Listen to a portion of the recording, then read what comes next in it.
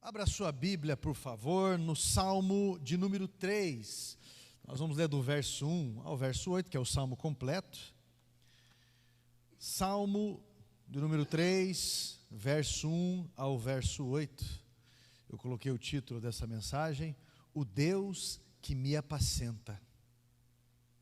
É um salmo de Davi, e eu acredito que uma das fases mais difíceis da vida dele, se não foi a mais difícil, porque você vai envelhecendo, você vai pensando assim que, quando eu estiver lá com os meus 60 anos, eu quero estar sossegado. Quando você tem 16 anos, você pensa, não, quando estiver com 35, 40 anos, quero estar sossegado. Quando você está com 40, você pensa, não, com 60 anos, quero estar sossegado. E com 60 anos, você começa a amadurecer e você pensa assim, bem, só Deus. Porque você pensa assim, não, o gigante que vem agora aí são os meus irmãos que querem me deixar do campo e fazer isso. Não, o gigante é o leão que está vindo ali e eu vou matar para defender. Não, o gigante mesmo é o urso, a habilidade dele é maior, a violência dele ali é mais estratégica. Não, o gigante mesmo é o Golias, que eu vou ter que enfrentar agora. Não, o gigante mesmo é o meu sogro que é rei e está me perseguindo com o exército. E aí você vai vendo que os gigantes, eles só vão aumentando na vida até chegar aqui o relato do Salmo 3, em que o próprio filho dele o persegue, tira o trono dele e fica inclusive com as esposas e toda aquela situação. Salmo 3, verso 1 diz: Senhor, como tem crescido o número dos meus adversários, são numerosos os que se levantam contra mim. São muitos os que dizem de mim, não há em Deus salvação para ele. Porém tu, Senhor, és o meu escudo protetor, és a minha glória e o que exalta a minha cabeça. Com a minha voz clamo ao Senhor e ele no seu santo monte me responde. Eu me deito e pego no sono, acordo porque o Senhor me sustenta. Não tenho medo de milhares que tomam posição contra mim, de todos os lados. Levanta-te, Senhor, salva-me, Deus meu, pois desferes um golpe no queixo de todos os meus inimigos e quebras os dentes dos ímpios. Do Senhor é a salvação, a tua bênção esteja sobre o seu povo. Assente-se, por favor.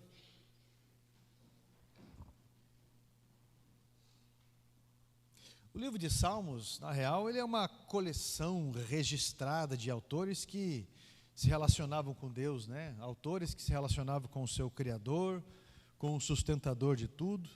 E o livro de Salmos, ele tem uma linguagem alcançável. O livro de Salmos, ele tem uma linguagem estritamente humana. Porque ele vai falar das dores, ele vai falar dos erros, ele vai falar da humildade, que é o relacionamento com Deus. Afinal de contas, você não pode esconder nada mesmo. Tem uma linguagem alcançável. E quando nós lemos os Salmos na Bíblia, algumas vezes parece que os autores falam sobre nós, porque eles também vivenciaram rotinas nas suas vidas, semelhantes às rotinas que nós vivenciamos. Outras vezes parece que Deus está falando diretamente com a gente, e se Ele deixou registrado, é porque Ele está falando diretamente com a gente, em coisas que a gente nem sabia, mas que Ele tem nos apacentado. Quem aqui já não ouviu falar do Salmo 23, né? O Senhor é o meu pastor. E é interessante, quando você vai ver o original, não é o Senhor é meu pastor e nada me faltará, né? É o Senhor é meu pastor e eu não faltarei com Ele. Ele é meu pastor e eu sigo. É interessante. Quem aqui não se lembra também do Salmo 91, um salmo de proteção? Aquele que habita no esconderijo do Altíssimo, a sombra do Onipotente, vai descansar. Quem não lembra do Salmo 70, em que Davi, em sua aflição, pede a Deus que se apresse em salvá-lo? Ou mesmo do Salmo 51, tão forte, pedindo a Deus perdão, pedindo a Deus cura, pedindo a Deus nova oportunidade, intimidade que ele tinha com Deus, reconhecendo o que ele precisava diante de Deus. Ele fala: sei que o Senhor não se agrada de sacrifícios de animais, mas um coração quebrantado o Senhor não rejeitará. Cria em mim um coração puro, cria em mim um coração reto, e eu andarei nos teus caminhos. Devolve-me a alegria da tua salvação. Quem aqui nunca estudou ou não leu já o Salmo 73, um salmo de Asaf, que na sua liberdade expressa a Deus, sua indignação quanto à corrupção dos ímpios, também aflora a sua ira, mas ele diz bem assim: até que eu entrei no santuário do Senhor e vi o resultado de cada um, eu vi o fim deles, e vi que vale a pena servir a Deus honestamente. Ou mesmo no Salmo 150, que é um salmo libertador quando se trata de louvor, porque você vai ver aí algumas, até seitas, que eles dizem: não pode ter guitarra louvando a Deus, não pode ter bateria. Outro diz: não pode ter isso, não pode ter aquilo. E o Salmo 150 é um salmo libertador. Louve a Deus com adufes, com danças, com tamborins, com saltérios, com harpas, com assovios. Isso é, tudo que tem fôlego, louve ao Senhor, até com expressões corporais. Quantos de nós já não recitamos salmos para expressar os nossos pedidos?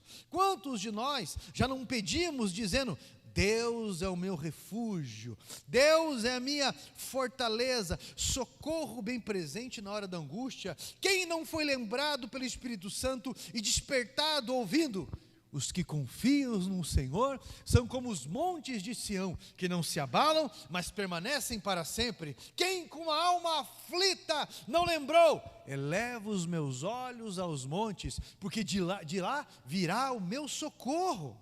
Moisés, Asaf, Salomão, os filhos de Corá, Davi, que escreveu mais de 70 salmos, inclusive o que nós lemos aqui, o Salmo 3, que é um momento de extrema aflição de Davi, que ele registra.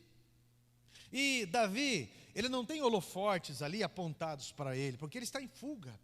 Quando suas angústias que o deixavam encurralados, ele não tinha homens para o ouvir no momento. Ele apenas expressava isso para Deus, e embora fosse rei, ele não tinha no momento as bajulações do povo, nem o amor presente da sua família como ele gostaria. Ele atravessava um caminho das oliveiras, e por mais que houvesse pessoas junto com ele, ele atravessava numa angústia solitária, porque solidão não tem a ver com estar rodeado de pessoas, solidão tem a ver com a incompreensão de pessoas mediante ao que você está passando, a sua angústia. A maturidade tem a ver em que, no que você está passando, você não culpa outras pessoas, você não espera tanto de outras pessoas, você entende que é o teu relacionamento com Deus. Tem gente que faz a vida da esposa um inferno, do marido um inferno, a vida dos filhos, a vida dos pais um inferno, a vida de qualquer outra pessoa, do trabalho às vezes, qualquer lugar de relacionamento, um inferno, porque ainda não chegou no que nós chamamos dessa maturidade. Alguns produtores ou mesmo cantores hoje se preocupam com o que está marcado a tendência das músicas, mas todos nós aqui já ouvimos e nos identificamos com músicas que falam da dor da alma.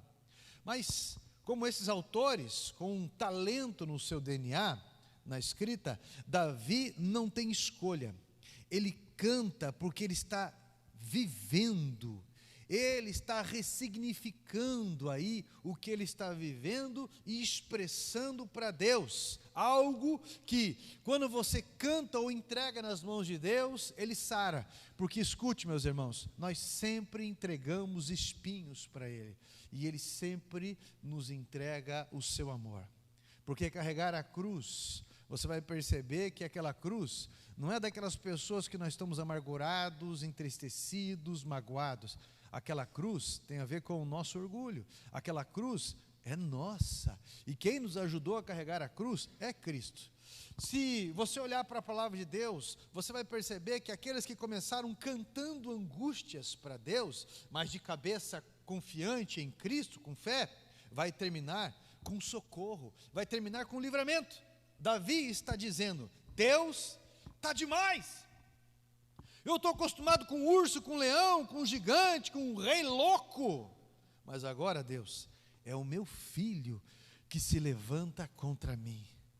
Talvez eu estou trazendo uma mensagem para alguém que não foi o filho que se levantou contra a sua vida, mas vive um momento de perplexidade, onde você não pode mais fugir. Não há como mais fugir. Porque aconteceu justamente o que você não esperava, de um jeito que você não esperava, e você se identifica com o salmista Davi, quando ele se expressa mais ou menos assim: Deus, o que é isso? O que é isso, Deus? Caiu o meu chão. Deus, a que ponto eu cheguei? Deus, olha o grau da situação. Deus, agora o problema está na minha mesa. O problema agora está na minha cama.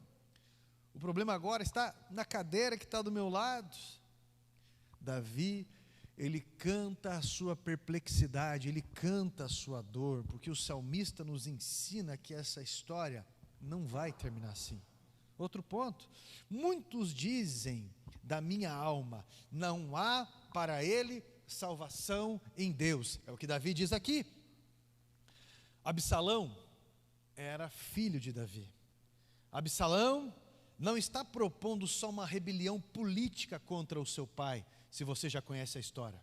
Absalão, ele está propondo uma rebelião religiosa também. Porque Absalão, ele não só dizia: o meu pai não serve para ser rei.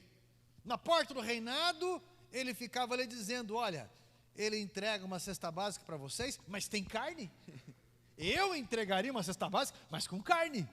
O meu pai, ele está reinando, mas ele está fazendo tal coisa, tem retorno para os impostos, como você? Não, mas eu faria assim. E assim você vai destruindo a imagem de líderes, e assim você vai deseducando pessoas que foram escolhidos por Deus, como pais, como mães, como líderes. Dizia também: o Deus do meu pai não é capaz de salvá-lo. Olha como isso é sério, gente. Você pensa que isso é ruim, meu irmão?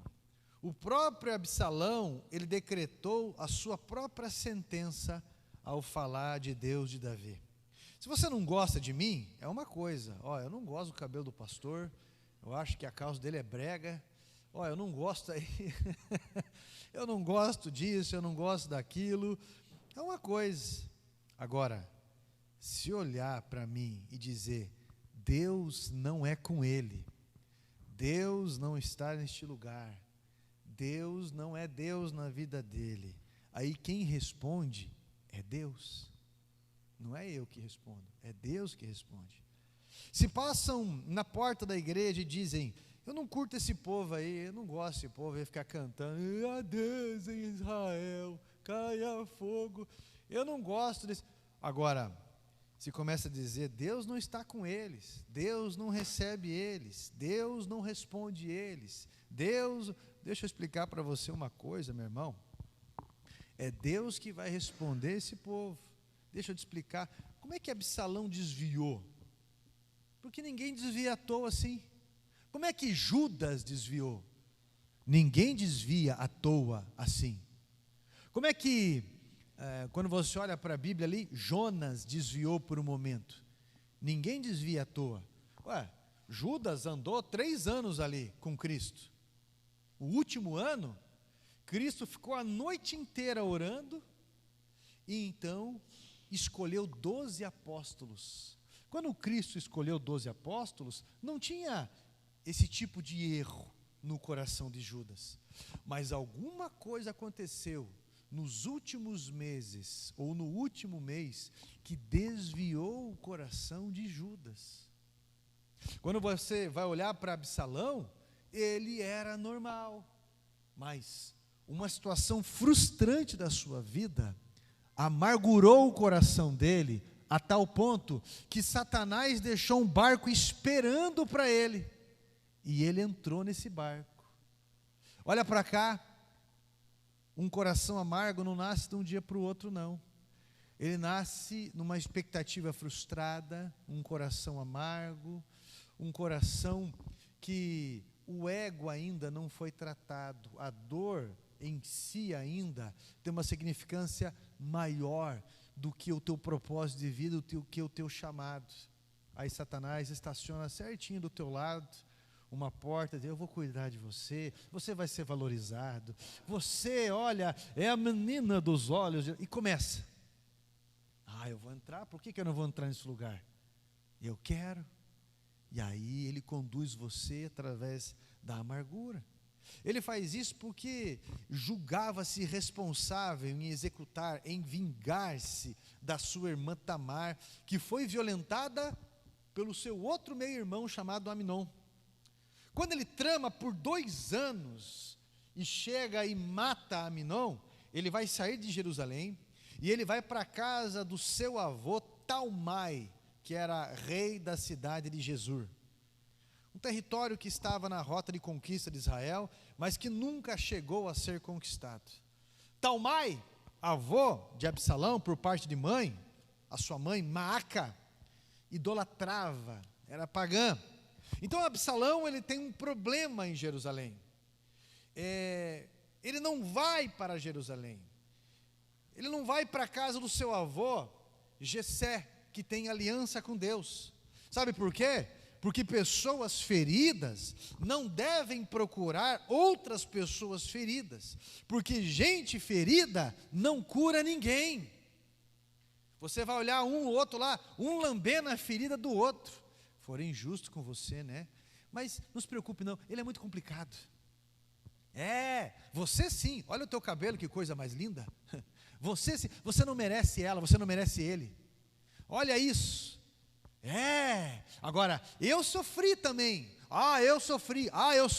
Aí fica um lambendo a ferida do outro, como estavam os dois indo a caminho de Emaús, a Bíblia diz, um lambendo a ferida do outro. Pois é, a frustração, ele falava que era Deus, mas ele fez milagre, e agora ele faleceu, e olha aquilo, um lambendo a ferida do outro, e não tem cura ali, até que Jesus chega no meio dos dois, e ele começa a desentortar aquilo, ele começa a tirar aquelas coisas de cima, aqueles entulhos que não deixavam aquela ferida ser curada.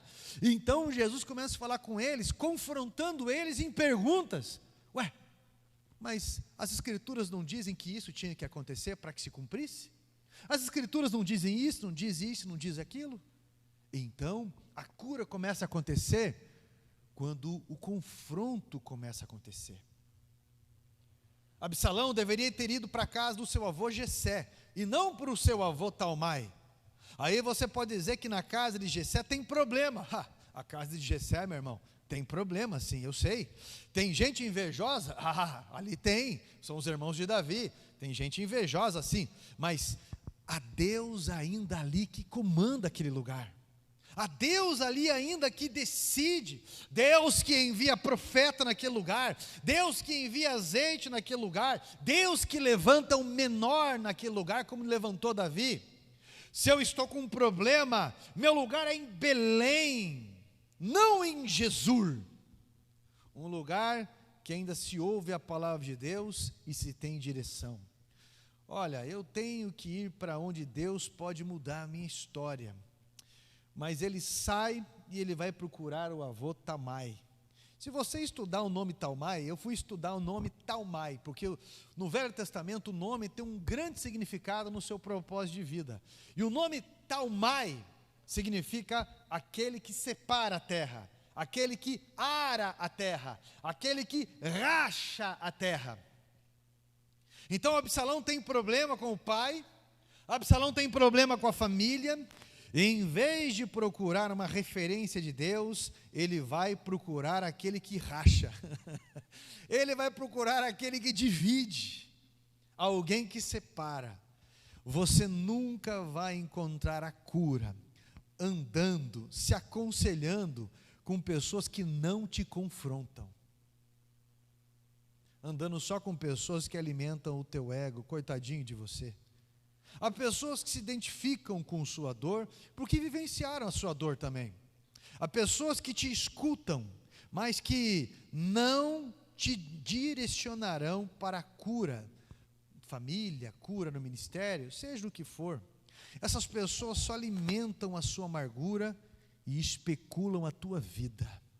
Mas uma pessoa de Deus vai dizer para você pedir perdão para o teu pai. Uma pessoa de Deus vai dizer para você ser humilde e pedir perdão para sua mãe. Uma pessoa de Deus vai dizer para você ser humilde e buscar a Deus junto a essa pessoa. É muito perigoso. Eu sei, muitas vezes algumas pessoas vêm me procurar e falam, pastor, eu odeio essa pessoa, faz de tudo isso assim. Aí numa altura da conversa eu pergunto, você acha que essa pessoa é tua irmã em Cristo ou teu irmão em Cristo? É salvo em Cristo? Algumas pessoas chegam a ranger o dente e falam, eu acho que não. Você está condenando esse homem, essa mulher? Eu não acho que é meu irmão. Ou algumas pessoas se chocam com a pergunta e falam, eu acredito que é uma pessoa salva assim. Então você vai ter que dar um jeito de se resolver. E ninguém dá um jeito de se resolver com outras pessoas se não for humilde. Porque é Deus que corrige. E se for para expor, é Deus que faz. Mas nós precisamos confiar em Deus. Algumas pessoas só bajulam você porque querem especular a sua vida e acabam aumentando a sua amargura porque inflamam o seu ego. Uma pessoa de Deus vai dizer para você, não o caminho mais fácil, não o caminho mais difícil, mas o melhor caminho. Absalão, ele passou 3 anos na casa de alguém que separa. Como é que você acha que ficou o coração de Absalão? Morando na casa de alguém que separa, alguém que divide, alguém que racha. Então ele volta para Jerusalém, ele fica quietinho ali alguns meses, e logo ele começa a dizer, o meu pai não serve para ser rei. É complicado, tudo bem, é meu pai, né, cara, é meu pai, olha, tudo bem, é meu pai. Mas, cara, ele tem lá os seus méritos do passado, aquelas coisas, mas hoje o cara se perdeu, cara, não tem ideia aí, ixi, voltei para cá, se eu fosse, você acha que é isso? Você acha que é aquilo? Ah, capaz. E ele começa a destruir a imagem do pai. Deus do meu pai, quando ele chega nesse ponto, ele chegou no auge da própria destruição. Quando ele começa a falar, o Deus do meu pai não serve nem para servir ele, nem para livrar ele, nem para salvar ele. Deus olhou e viu um moço vaidoso. Deus olhou e viu um moço orgulhoso. Deus não levantou a espada, não chegou um anjo na hora e torou a cabeça de Absalão. Deus não permitiu que Satanás viesse e lançasse qualquer doença contra aquele vaidoso, porque Deus ama aquele orgulhoso, Deus ama aquele vaidoso. Mas quando uma pessoa continua andando assim, soberba, ela se enrosca sozinha. A Bíblia vai falar que Deus endureceu o coração do faraó. Mas não é que Deus empedrou o coração de faraó. Isso vai ser explicado lá em Romanos capítulo 1. Deus os entregou para desonrar os seus corpos mediante a sua própria concupiscência. Isso é, de tanto rejeitar a Deus, é o próprio Deus que parece que diz assim, tá bom, então seja feita a sua vontade. Aí a pessoa que resiste a Deus há tanto tempo, ela vai se afundando na própria arrogância, que é um caminho de queda e de destruição. Quando Absalão está no auge, achando que vai arruinar, achando que vai destruir, a Bíblia diz que ele fica entre o céu e a terra. Porque quando se levanta contra o ungido de Deus, ele está se levantando contra o próprio Deus. Ele se torna inimigo de Deus. A Bíblia diz que Absalão está cavalgando, e a Bíblia diz que ele tinha um cabelão, e ele está passando por um lugar, e de repente cavalgando rápido, a Bíblia diz que o cabelo dele enrosca naqueles galhos de árvore, e a Bíblia é poética quando ela diz, né, e ele ficou entre o céu e a terra, o cavalo foi, Absalão ficou. E os inimigos de Absalão, que ele mesmo formou, que eram os defensores do seu pai, chegam, e a Bíblia diz que cada um deles vai enfiando a espada em Absalão. Davi teve que se apoiar em Deus para aguentar tudo isso. Porque Absalão representa o pródigo que não voltou para casa, por dureza, não escutou nenhum conselho, apenas a raiva, a amargura guiou os seus passos. No verso 3, mas tu, Senhor, é o meu escudo, a minha glória, o que exalta a minha cabeça. O verso 4, com a minha voz clamo ao Senhor, e Ele me responde do seu santo monte. Davi está dizendo que tem experiência com Deus em oração, que confia em Deus e ora a Ele, porque sabe que Deus o ouve. Quem aqui tem pelo menos uma oração respondida por Deus? Você tem pelo menos uma oração respondida por Deus? Então você já tem experiência em oração. Então por que você não está dormindo direito? Por que você está tão preocupado desse jeito se Deus escuta a tua oração? Por que você parou de comer direito? Por que você cogita largar o ministério? Por que você cogita fugir, sendo que você tem experiências com Deus em oração, mas não confia em que Deus lhe responde? Não confia que Deus cuida de você? Deus te ouve, e se você está ouvindo essa mensagem hoje, é porque Ele ouviu o seu gemido, a sua oração, e de outras pessoas intercedendo por você também. Sempre que eu clamei ao Senhor, Ele ouviu a minha oração no seu santo monte. Santo monte tipifica morada de Deus, lugar mais alto. Davi está dizendo que Deus ouve, independente da localização humana, porque Ele está no lugar mais alto, seja no trono, no palácio, seja, meu irmão, fora ali na caverna, mas Deus ouve do lugar de sempre. Ele continua no lugar dele, e Ele coloca no seu lugar. Olha que interessante o que diz ali, Selá. Você vai ver isso na Bíblia várias e várias vezes, precisamente 58 vezes, quando você está lendo Salmos, você vai ver uma palavra daí, Selá. E você sabe o que significa, o que tipifica a teoria mais conveniente da palavra Selá? É uma pausa na música. Todos os 150 salmos são cantados, são hinos. Por isso que quando você fala salmo, não é capítulo, são hinos. Então, Salmo 150, não é Salmo capítulo 150. Salmo 150, e não é versículo 3, é Salmo 150, verso 3. Esse é o livro de Salmos. Então, quando você lê a palavra Selá, significa pausa, pausa na fala, onde os instrumentos, eles continuam tocando, por algum motivo, porque precisa-se de meditação. Muitas vezes, quando você está cantando um hino, vem um solo de piano, um solo de guitarra, onde é um tempo em que você precisa meditar, parar para pensar naquilo que você está cantando, meditar, refletir sobre aquilo que você está entoando e tudo mais. Quando se parava de cantar, os instrumentos tocavam, assim como na música, Davi, também na vida dele, também nas nossas vidas, existem pausas. Algumas pausas um tanto longas, tão longas que às vezes quem observa distraído ou de longe, pensa que a música ela terminou, mas é só uma pausa. Por 58 vezes vai aparecer isso. Tem dia que não dá para cantar mesmo, meu irmão. Tem dia que está difícil. Há dias que no ministério parece que não vai. Tem aquela frase que não é um versículo, que diz que tem dia que parece noite. Você já deve ter ouvido isso. Há dias, meu irmão, que no casamento ou com finanças, parece que as coisas ficam meio paradas. Tem ano que parece que aquele ano, meu irmão, está patinando, parece que algumas coisas não vão. Não seja ignorante de achar que tudo terminou, porque a música está pausada, não acabou. Teu ministério talvez está pausado, não como você gostaria, porém, meu irmão, você está aqui. Teu casamento às vezes está parado, mas vocês estão juntos. É só uma pausa, mas Deus está te ouvindo. É um período de reflexão.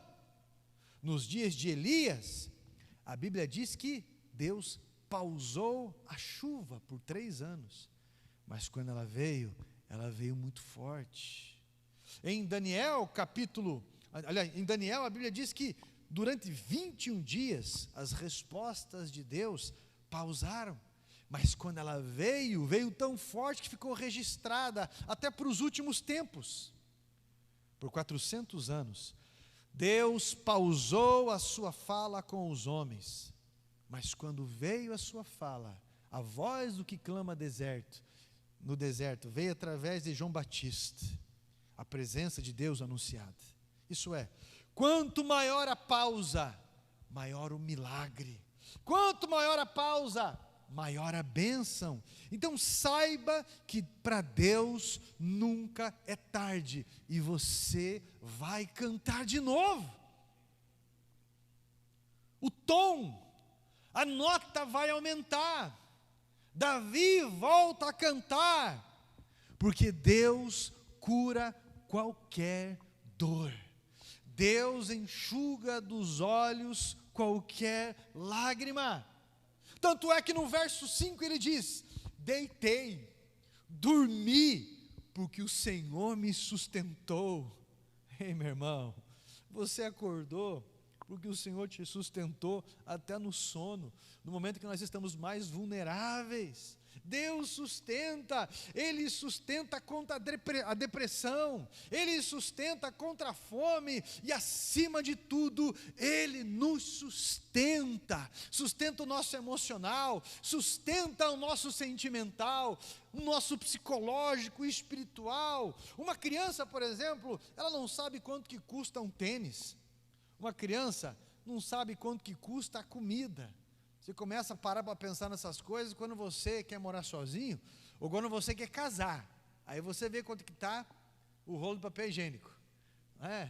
Você para pensar e pensa: meu Deus do céu, tanta terra, tanto lugar, eu queria só um cantinho para eu morar. Olha o valor do aluguel, olha isso, olha aquilo, meu Deus do céu. Numa certa altura da sua vida, quando alguns largam da maconha e começa: meu Deus, eu passei tanto viajando na maionese, numa nuvem, agora eu deveria ter guardado dinheiro desde criança. Tempo atrás eu vi um relato de um rapaz que ele falou: o tanto que eu gastava com droga no mês, eu poderia ter comprado uma casa. Eu poderia ter feito isso, eu poderia ter feito aquilo. O tanto que eu gastava com gandaia. E algumas pessoas, o tanto que eu gastava com esse excesso de remédio. E a pessoa desperta na vida. Meu irmão, uma criança não sabe o quanto custa um tênis, ela só quer brincar, porque sabe que são sustentados. Só que um dia, com a maioridade, casamento, tudo isso, pelo menos nos tornamos com os sustentadores do nosso sustento. É você que escolhe a tua meia, é você que compra a tua meia. E olha, o excesso de responsabilidade nos faz ter uma pressão terrível, uma cobrança terrível. Davi, ele está falando de um tipo de sustento maior, um tipo de sustento contínuo. De segunda ele me sustentou, terça ele me sustentou, quarta, quinta, sexta ele me sustentou. Eu não lembro o que eu comi segunda-feira retrasada na hora do almoço, mas eu sei que Ele me sustentou. Eu não sei o que eu vou comer amanhã na hora do almoço, mas eu sei que Ele vai me sustentar. Davi nos convida a, pasme, rir do nosso futuro e nos alegrarmos hoje, porque Ele tem nos sustentado. Meu irmão, Ele está dizendo para você descansar, para você rir hoje, para você aproveitar o que Ele tem colocado nas tuas mãos, porque Ele cuida do amanhã. Ele está falando para você deitar, descansar, de boa, porque Ele cuida do amanhã. Se eu me preocupo com a situação política do país, é por uma questão de cidadania, mas não de sustento. Independente dos resultados políticos em muitas coisas, Ele é o mesmo ontem, hoje e será eternamente. Ele é o nosso Deus, como diz Hebreus 13:8. Deus nos sustenta. No verso 6, não terei medo de 10.000 pessoas que se colocaram contra mim ao meu redor. Mas, irmão, Davi era um homem de guerra.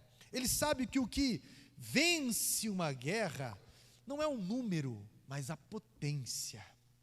Então, no verso 7 diz: levanta-te, Senhor, salva-me, ó Deus meu, fere o queixo dos meus inimigos. Davi sabia que o amor de Deus por ele fazia com que ele se levantasse. Peça para Deus se levantar hoje na sua vida. Eu não sei qual que é o teu medo, eu não sei de números, eu não sei das ameaças, eu não sei das conspirações, porque as conspirações deixam a gente com medo, tenso, inseguro, e aí a gente vai se tornando injusto com a própria vida, cego. Eu sei que Deus nos ama, e se você pedir, Ele se levanta, porque se Deus é por nós, na nossa cultura, quando uma pessoa está arrogante, você diz assim: olha lá, ó, fica andando de nariz empinado, não é? Mas na cultura dos judeus, eles falam que uma pessoa assim está com o queixo levantado. Olha lá, está de queixo levantado. É assim que eles dizem. E a Bíblia diz aqui que Deus quebra ou quebrará o símbolo da arrogância. Quanto aos dentes, o Senhor vai quebrar também, que é uma figura de linguagem que Davi usa aqui, porque ele está falando de um leão feroz. O que adianta um leão sem dente? Nada, não é? O que adianta uma fera sem dente? Nada. Como com um leão, ele pode vir feroz na direção de Davi, quando ele abre a boca, ele não tem dente nenhum, vai fazer cosquinha. Imagine você andando na rua à noite e aparece um cachorro ali, um cachorro meio brabo, e ele quer vir para cima de você. Olha, pode até querer te arranhar, o cachorro, mas se ele não tem dente na boca, que é a arma dele, o que vai adiantar? Ele não tem força nenhuma. Se Deus quebra a mandíbula, se Deus quebra o queixo ali, se Deus quebra os dentes, é porque Deus já cuidou de tudo. É o que Davi está dizendo. O que o inimigo queria não era te dar uma patada, um arranhão. O inimigo queria devorar você, mas ele está limitado. Pode até ir, pode até tentar te ferir, mas não consegue destruir você, porque Deus já garantiu a grande salvação. No verso 8, a salvação vem do Senhor, sobre o teu povo está a sua bênção. No Novo Testamento se fala de salvação, do juízo final, se fala de vida eterna. No Velho Testamento fala de uma maneira em forma de um livramento. Davi, ele não coloca a mão para ferir ninguém dessa vez. Ele vai dizer que a salvação, ela vem do Senhor. Você pode dizer hoje que o Senhor vem sobre a sua vida e Ele vai apacentar o teu coração. Você pode clamar a Deus hoje dizendo que você está entregando essas questões que, como numa penumbra, te deixam nervoso, te deixa inquieto, mas você pode colocar nas mãos de Deus e Ele vai apacentar o teu coração, porque Ele é o Deus da salvação. Não vem, às vezes, você vai entender que a tua salvação, ela não vem do dinheiro, mas ela vem da provisão. Você vai entender que ela não vem da política, né? Ou não vem da polícia, ela vem do Senhor, e Ele faz como Ele quer, Ele muda como Ele quer.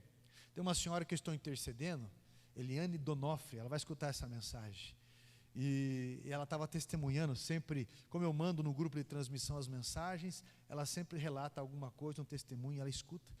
E o Senhor curou ela de muitos cânceres que estavam espalhados no corpo dela ali. Ela havia relatado para mim que havia dado metástase nela, e o Senhor curou ela ali.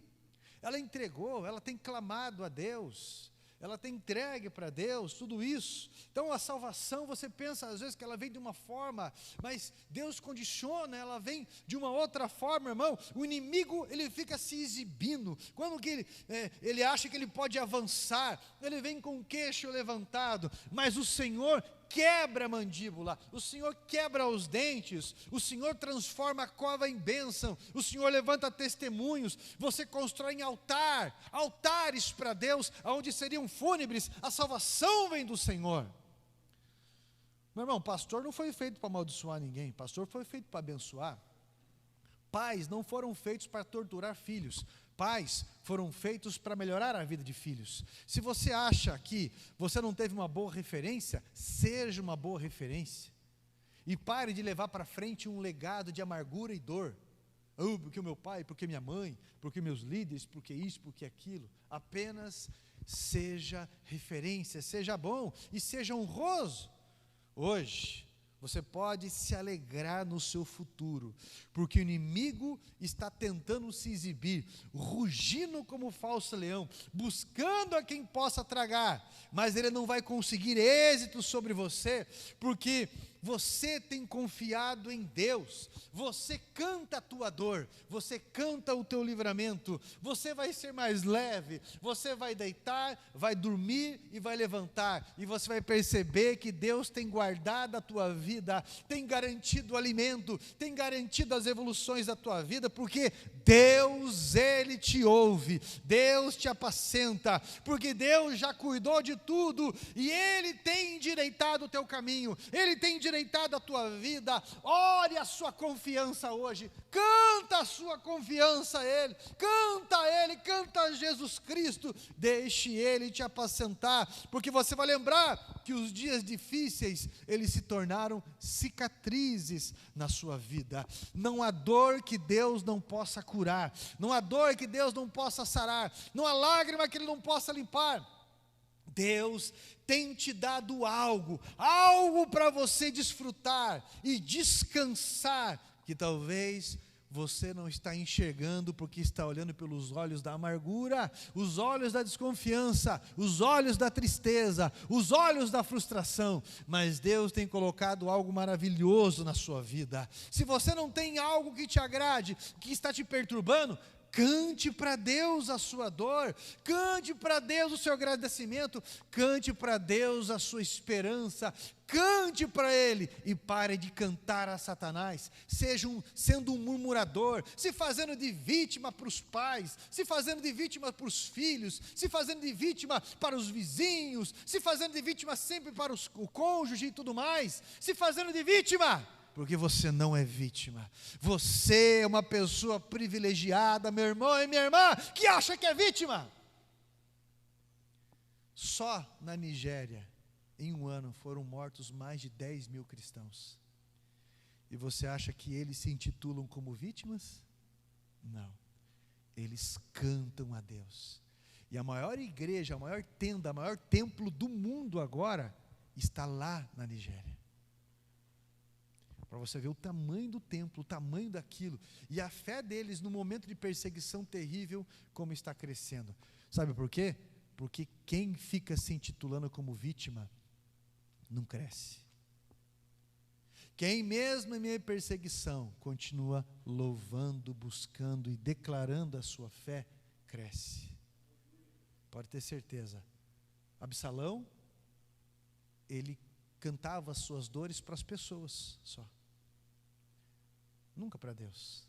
Davi cantava as suas dores para Deus, foi consolado, foi curado, foi livrado. Mas Absalão não, se fazia de vítima lá na casa do seu avô, se fazia de vítima no reinado, por onde ele passava, ele se fazia de vítima. É perigoso chegar para Absalão e perguntar para ele: você acha que Davi, ele além do seu pai, ele é seu irmão em Cristo? Não é não, um pai não faz isso, um pai teria feito justiça, um pai teria feito isso ou aquilo, mas ele não falou com Deus, e chegou ao ponto dele falar que Deus não era Deus de salvação na vida de Davi. Ah, meu irmão, não faça isso, não cometa tal engano de fazer isso. Nós temos uma tradução muito limitada. Quando você olha para a Bíblia, e Jesus está falando sobre o plano de salvação, Jesus está falando sobre a crucificação. Então vem Pedro e fala: não, o Senhor não vai ser crucificado não, isso não vai acontecer. a tradução que nós temos diz que Jesus olha para ele e fala: cala-te, Satanás, porque não conheces o preceito de Deus. Mas quando você vai estudar o grego, você vai entender que Jesus, ele repreende, mas ele não é severo, ele é brando. Ele fala: não cometa tal engano de pensar assim, Pedro, porque esse pensamento vem de Satanás. É o que ele diz. Porque não conhece os preceitos de Deus. Olha para cá, um murmurador não conhece Deus, ou deixou de conhecer a Deus. Deixou de conhecer a Deus. Um murmurador amarga o coração e vai amargurando outras pessoas ao redor, convencendo outras pessoas ao redor, porque o seu ego, ele é já ouviu falar do buraco negro? Que tem no espaço, é gigantesco, porque vai absorvendo. Isso é, uma pessoa com um ego desse jeito, ela vai matando tudo ao redor, vai aumentando, vai matando tudo ao redor, mas dentro não tem vida, porque vai matando tudo. É um ego que nada é capaz de suprir ou alimentar. Mas uma pessoa que conhece a Deus vai cantar, vai agradecer por tudo. Uma pessoa que conhece a Deus, a simples refeição que tem sobre a mesa é um banquete, vai agradecer a Deus. A pessoa que não conhece a Deus, meu irmão, que é imatura, como Absalão, é uma pessoa que, por mais que tenha um banquete, não vai conseguir comer, porque o seu estômago está na amargura, o seu estômago está na dor, está na tristeza, está na raiva, está na vingança. Mas uma pessoa que conhece a Deus, meu irmão, já ouviu falar que qualquer poça d'água é uma piscina? Faz festa com o que tem, faz festa com o que tem. Meu irmão, Deus está confiando coisas grandes à sua vida. Deus está confiando uma festa à tua vida. Deus está confiando o céu às tuas palavras. Deus está confiando a graça da salvação sobre você. E as outras pessoas? Deus está cuidando de todas as pessoas, porque Ele está dizendo aqui que o arrogante, ele quebra os dentes e o queixo. Não é você, não sou eu. Cuidado com a vida facciosa. Deus quer te apacentar hoje. Deus quer que você cante a sua dor e a sua alegria, porque Ele está garantindo sobre você o sustento, a paz, a libertação. Deus cuida de cada um. Seja Absalão, Deus amava aquele orgulhoso, só que aquele orgulhoso não quis saber de ouvir a Deus, e teve o fim. Davi ouviu a Deus. Davi errou? Muito. Absalão errou? Muito. Mas escutar pessoas que estão feridas tanto quanto você, o que só alimenta o teu ego e fala: coitado de você, é difícil, isso só piora você, pode ter certeza. Davi, ele escutou quem? Natã. Esse homem é você, Davi. Você é um cara terrível assim. Ele escutava o confronto e ele era sarado. O Deus que nos apacenta não é um Deus que fica passando a mão na nossa cabeça quando nós precisamos ser direcionados. O Deus que nos apacenta é o Deus que nos corrige num rumo de salvação. Esse é o Deus que nos apacenta. Toda vez que você ler o Salmo 3, você vai lembrar do Deus da salvação no momento mais difícil. O título aqui para mim, na minha Bíblia, está escrito Salmo de Davi, quando fugia de Absalão, seu filho. Ele cantou a sua dor, ele cantou a sua esperança. Deus tem um cântico para você. Se coloque em pé. Eu quero orar com você. Deus, Ele tem um cântico. Deus apacenta. Põe a mão no teu peito, como tradicionalmente nós fazemos, e talvez você tenha uma dor, uma angústia, talvez o teu ego está hiperinflamado, talvez alguma coisa está acontecendo na tua vida que não deixa você ter paz como deveria ter. Um coração inquieto. Mas você quer o rumo de Absalão ou você quer o rumo de Davi? Você quer o fim de Absalão ou você quer o fim de Davi? Eu vou orar junto com você. E você, tanto aqui na igreja quanto na sua casa, você vai direcionar a Deus a cura, você vai direcionar a Deus a dor, tudo isso Deus vai condicionar na tua vida. Amém? Santo Deus, Davi deixa um relato para nós aqui, com a sua graça, com a sua bênção, de que as fases da nossa vida são apenas momentos de aprendizado e de superação. Não pode ser o nosso fim em alguma fase. Davi nos deixa um registro de confiança no Senhor que apacenta, o Senhor que salva, o Senhor que cuida e seleciona quem é ímpio, quem não é ímpio, porque o Senhor tem os seus preceitos, os seus propósitos e a tua régua de medir. Porém, meu Deus, muitas vezes nós estamos arrogantes, petulantes, presunçosos, querendo misericórdia, mas não ser misericordioso. O Senhor é o Deus que nos coloca no lugar, é o plumo da nossa caminhada, o Deus que regula os nossos passos e alerta sobre um ego que é um buraco sem fundo. Oh Deus Todo-Poderoso, nos ajuda, nos direciona e olha agora a dor, Pai, que talvez está inflamada ou talvez infeccionada. Sara essa ferida, sara essa dor, sara essas memórias ruins, cativas, talvez de uma criação difícil ou de um momento difícil, porque o Senhor enxugou as lágrimas de Davi, fez ele cantar de novo, o Senhor consolou, direcionou, deu sabedoria a ele, meu Deus, um dos momentos mais difíceis da vida dele, e o Senhor é o mesmo Deus de Davi, o mesmo Deus de sempre, Pai, o nosso Deus, apacenta o nosso coração, apacenta com a brandura das tuas palavras, apacenta com a sabedoria do teu trono, a sabedoria eterna, que cuidou de reis, que cuidou de sacerdotes, que cuidou, Pai, de profetas. O Senhor é o Deus que vem cuidar do nosso sono e abre os nossos olhos para desfrutar daquilo que o Senhor tem nos presenteado. Não queremos ser ingratos, não queremos ser pessoas murmuronas, pessoas rebeldes, como está escrito na tua palavra, mas nós queremos ser gratos, transmitir ou transbordar salvação com serenidade de uma pessoa cuidada, a serenidade de uma pessoa descansada no Senhor. Nos permita sermos saudáveis nos relacionamentos, nos permita, Pai, viver relacionamentos livres de todo mal, Pai, com um coração perdoador, com um coração de uma criança diante do Senhor. Afasta de nós esse excesso de alertas que nos perturbam. Cuida de nós, pois estamos nas tuas mãos, e todas essas situações, Pai, estamos colocando nas tuas mãos. É a nossa oração, em nome de Jesus, e todos digam, aplauda Jesus Cristo.